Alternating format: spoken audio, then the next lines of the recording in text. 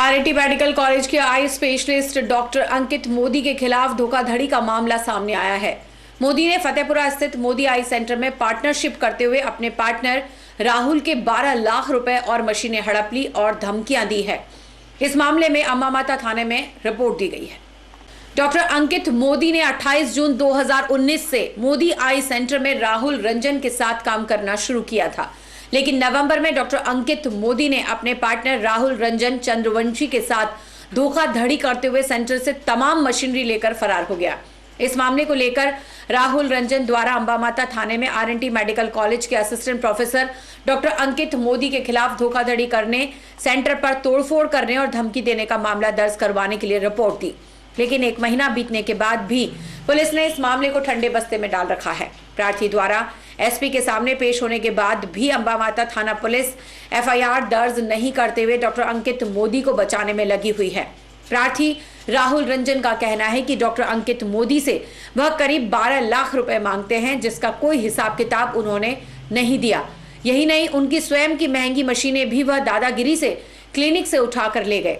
प्रार्थी ने आरोप लगाया कि उसके जीएसटी नंबर से डॉक्टर मोदी ने बिलों में फर्जीवाड़ा भी किया। ऐसे में उसके खिलाफ कार्रवाई होनी चाहिए। मैंने डॉक्टर अंकित मोदी के साथ में अपना ये काम स्टार्ट किया था। उसका यही था कि मशीनरी थी, और ये डॉक्टर अंकित मोदी यहाँ पे असिस्टेंट प्रोफेसर है आरएनटी मेडिकल कॉलेज में, और मैंने साथ में मिलकर काम किया था।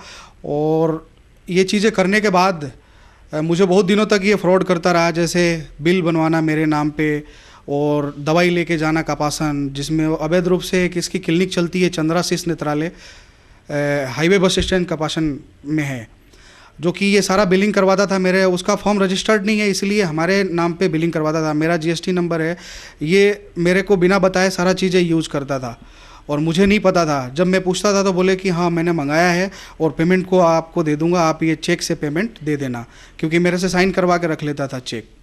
और अभी ये चीज़ें हुआ कि कुछ पैसे एक्स्ट्रा निकल रहे थे मेरे इसके पास में, 6-7 लाख रुपए निकल रहे थे। तो मेरी सिस्टर की शादी थी अभी 9 दिसंबर को। मैंने उससे 3 महीना पहले ही कहा था कि मेरी ये पेमेंट सारा आप दे दो धीरे धीरे करके, क्योंकि मुझे शादी में जाना है।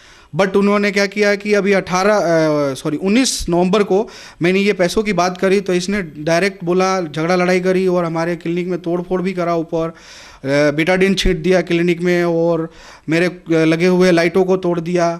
बहुत सारी चीज़ें करी और उस पर गाली गलौज किया, मारपीट करने की कोशिश करी। और मेरी एक डायरी लेके भाग गया, हिसाब का कैश का डायरी है, जिसकी रिकॉर्डिंग मेरे पास है, जो कि वो इसमें साजिश रच रहा था कि राहुल कब नहीं हो तो मैं ये डायरी लेके निकलूँ यहाँ से।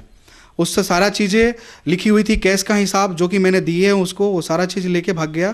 मेरे स्टाफ के साथ में उसने ये चीटिंग करी है कि राहुल है कि नहीं है, मेरे को वो रहे नहीं रहे तो मेरे को फ़ोटो भेजना।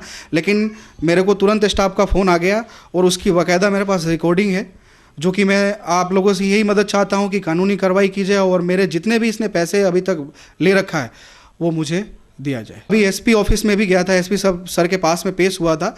एसपी सर के पास में पेश होने के बाद में वहाँ से कुछ स्टाफ के थ्रू बात कराया गया मुझे सीआई लक्ष्मण जी बिश्नोई, जो कि उन्होंने बोला कि आप वहाँ क्या करने गए, आप यहाँ पे आ जाओ। जैसे ही मैं वहाँ गया तो मुझे ये बोला गया कि आप कंप्रोमाइज़ कर लो, एफआईआर मत लिखवाओ। मैंने बोला सर क्यों? तो उन्होंने बोला कि नहीं एफआईआर नहीं लिखवाओ आप, अभी कंप्रोमाइज़ करने के लिए हम उसको बुला देते हैं, 1 जनवरी को पक्का बुला लेंगे।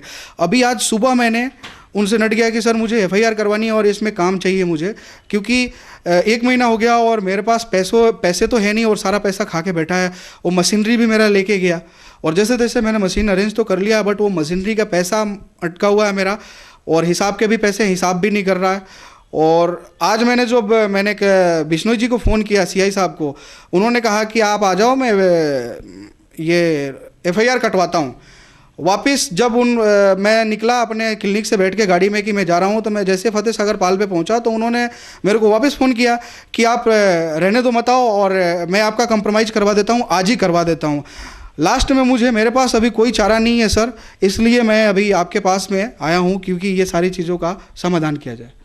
वो कहता था कि कोई बात नहीं है, वो तो मैं शाम को बैठ जाऊँगा, देख लूँगा पेशेंट, कोई दिक्कत नहीं है। और ऑपरेशन की जहाँ तक मैंने पूछा था कि कैसे करोगे, तो बोला कि हमारी पहुँच बहुत ऊपर तक है, हम कर लेंगे, कोई दिक्कत नहीं है, कोई कार्रवाई नहीं हो सकती है, कोई कुछ नहीं कर सकता। तो ये भी चीज़ थी।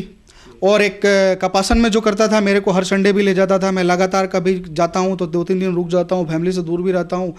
और वहाँ की सैलरी की भी मेरी बची हुई है, जिसमें 40,000 रुपये इसने मौखिक मेरे से सैलरी का वादा किया था, उसमें मुझे 5,09,000 रुपये दिए हैं। बाकी के सारे पैसों का हिसाब नहीं कर रहा है और मुझे मारने की भी धमकी दी है उसने कहा कि मैं तुम्हें उठवा लूँगा उदयपुर से और मैं मर्डर कर दूँगा, कल के कल ही मेरा बेल हो जाएगा, तुम कुछ नहीं बिगाड़ सकते मेरा।